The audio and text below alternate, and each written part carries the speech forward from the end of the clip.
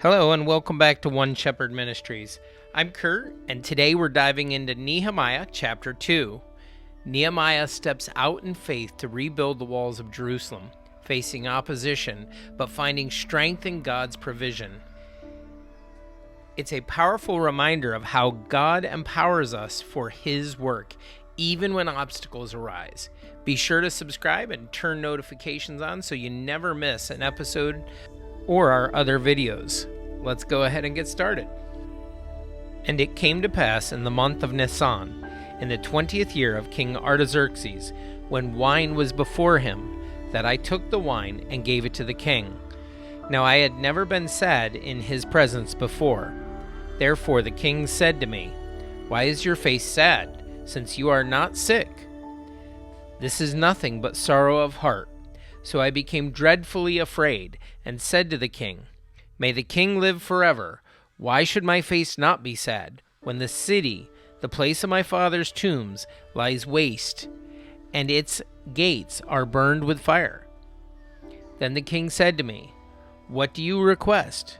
So I prayed to the God of heaven, and I said to the king, "If it pleases the king, and if your servant has found favor in your sight, I ask that you send me to Judah, to the city of my father's tombs, that I may rebuild it."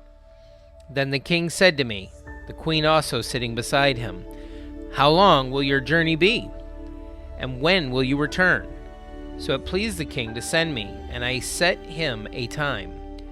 Furthermore, I said to the king, "If it pleases the king, let letters be given to me for the governors of the region beyond the river, that they must permit me to pass through till I come to Judah, and a letter to Asaph, the keeper of the king's forest, that he must give me timber to make beams for the gates of the citadel, which pertains to the temple, for the city wall, and for the house that I will occupy."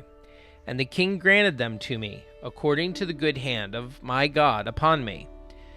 Then I went to the governors in the region beyond the river, and gave them the king's letters. Now the king had sent captains of the army and horsemen with me. When Sanballat the Hornite and Tobiah the Ammonite official heard of it, they were deeply disturbed that a man had come to seek the well-being of the children of Israel. So I came to Jerusalem and was there 3 days. Then I arose in the night, I and a few men with me. I told no one of what God had put in my heart to do at Jerusalem, nor was there any animal with me, except the one on which I rode. And I went out by night through the valley gate to the serpent wall, and the refuse gate, and viewed the walls of Jerusalem, which were broken down, and its gates, which were burned with fire.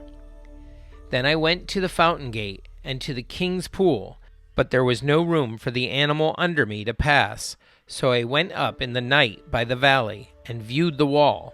Then I turned back, and entered by the valley gate, and so returned. And the officials did not know where I had gone or what I had done. I had not yet told the Jews, the priests, the nobles, the officials, or the others who did the work. Then I said to them, "You see the distress that we are in, how Jerusalem lies waste, and its gates are burned with fire. Come and let us build the wall of Jerusalem, that we may no longer be a reproach." And I told them of the hand of my God, which had been good upon me, and also of the king's words that he had spoken to me. So they said, "Let us rise up and build." Then they set their hands to this good work. But when Sanballat the Hornite, Tobiah the Ammonite official, and Geshem the Arab heard of it, they laughed at us and despised us, and said, "What is this thing that you are doing? Will you rebel against the king?" So I answered them and said to them, "The God of heaven himself will prosper us.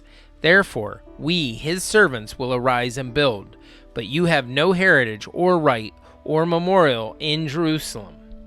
Well, that's it for today's reading of Nehemiah chapter 2. I hope it encouraged you to trust in God's timing and power, no matter what challenges you face.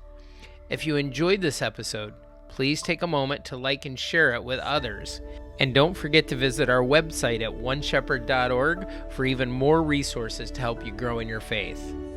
Finally, be sure to check out our channel and explore our other videos. There's actually one on screen now you won't want to miss. And remember, Until next time, stay grounded in the Word, seek after Jesus, and remember, we serve and follow one shepherd, Jesus Christ, our Lord and Savior.